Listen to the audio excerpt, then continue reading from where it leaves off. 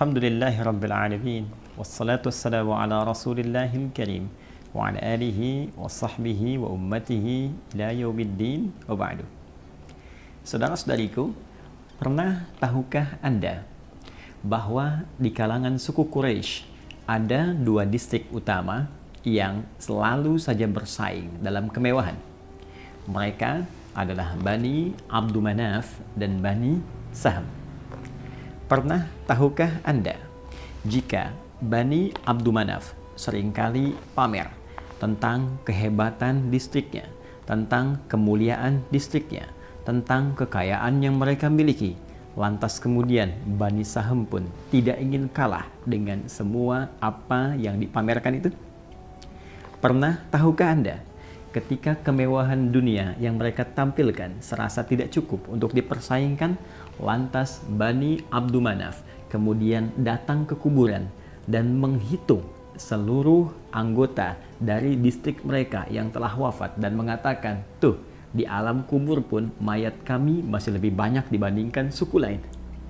Lantas Bani Sahm pun kemudian datang ke kubur mereka, menghitung kemudian anggota dari distrik mereka yang telah wafat dan mengatakan, tuh, pernahkah kalian lihat bahwa anggota kami, masyarakat distrik kami yang telah dikubur pun lebih banyak dibandingkan Bani Abdul Manaf yang telah wafat di antara kalangan masyarakat mereka?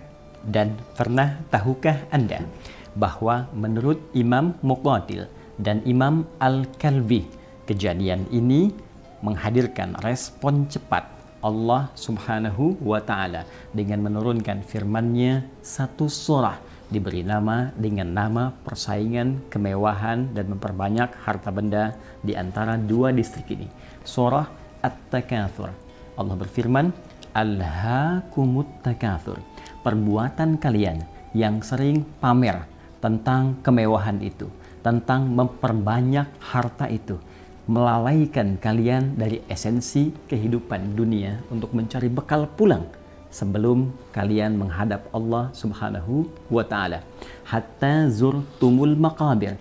Ini kejadian yang membuat kalian lalai, tak sadar, sampai-sampai kalian wafat dan mengunjungi kuburan kalian sendiri. Sampai-sampai kalian masuk ke liang lahat kalian. Kalian menghitung berapa banyak warga kalian di alam kubur, lantas kalian pamerkan dan kalian tak sadar bahwa kalian pun akan masuk ke kubur yang kalian hitung-hitung itu. Kalla saufa ta'lamun.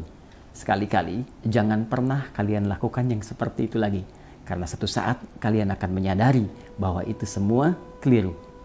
Tsumma kalla saufa ta'lamun. Kemudian ditegaskan kembali, jangan pernah lakukan kegiatan itu lagi, karena kalian satu saat akan menyadari bahwa semua itu keliru. Kalla law ta'lamuna ilmal yaqin. Sekali-kali jangan pernah kerjakan itu lagi jika kalian mengetahui dengan penuh keyakinan, dengan penuh kesungguhan. La tarawunnal jahim. Perbuatan kalian itu akan mengantarkan pada kecelakaan yang dahsyat saat kalian pulang kepada Allah, dijamin dengan neraka Jahannam. Thumma latarawunnaha ainal yaqin. Maka saat engkau dihadapkan pada neraka itu, engkau akan melihat langsung dengan mata kepalamu dengan penuh kesungguhan. Thumma latus'alunna yawma idzin 'anil na'im. Sungguh sebelum engkau masuk ke neraka itu, yakinkan pada dirimu semua yang engkau banggakan, yang engkau pamerkan, yang engkau lomba-lombakan, yang engkau tampilkan itu, hakikatnya setiap materinya, setiap sennya, setiap bendanya akan dipertanggungjawabkan di hadapan Allah Subhanahu wa Ta'ala.